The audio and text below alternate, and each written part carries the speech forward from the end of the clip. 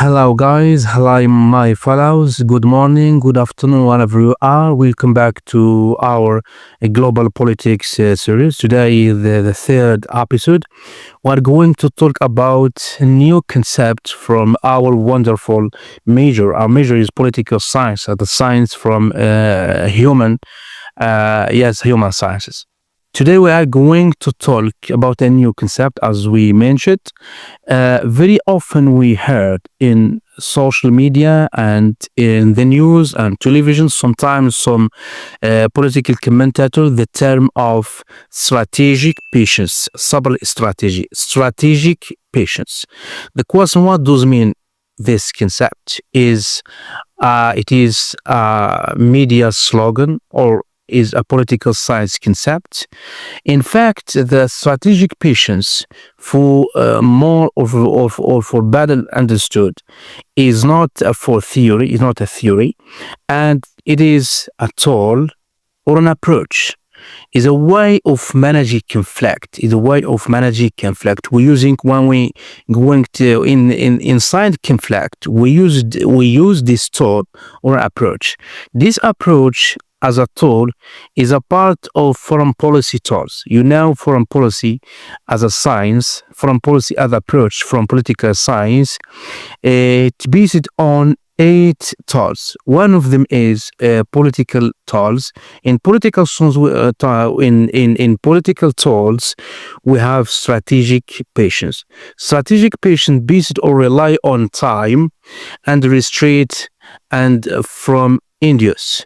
We have a time and we have restraint and we have endurance. But yes, I can give you a short definition of this term.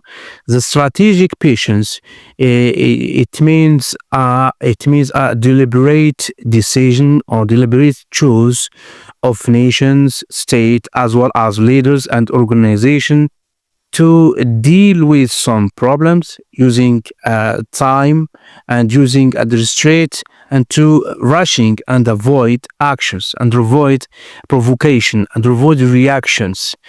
And I can mention the 4 pillars, other pillars of this phenomenon. The first is long-term vision. The long-term vision. That means if you want to use this strategy, we need time. This time, why? To build ourselves, to think, to give our team time to think about the goals, because one of the purpose of this strategy is to thinking in the long term goals. The third is time is a weapon. Time is a weapon. That means when you give yourself a time to think, a time to build yourself, that means you can to obtain some goals. The third is about self-restraint to avoid a provocation, to avoid a quick reaction, and to think deeply before to give your decision for any phenomenon or any events in relation, of course. And the fourth is diplomatic flexibility. Flexibility is or soft action is a good thing, is a good idea.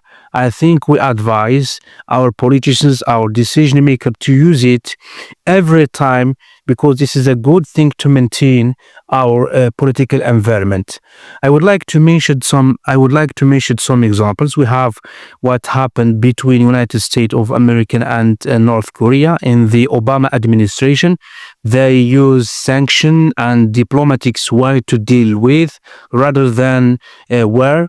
And I can mention that China now in the South China Red with the problem of Taiwan. Now the USA and its ally try to provide China to make a decision to war. China now has a strategic patience to deal with this problem. I can mention in our continent, African continent, Nelson Mandela in its struggle against apartheid system across 25 years of his struggle used this strategy. Finally finally he won against his enemy. But the best way to deal with this phenomenon is Iran. Iran has a long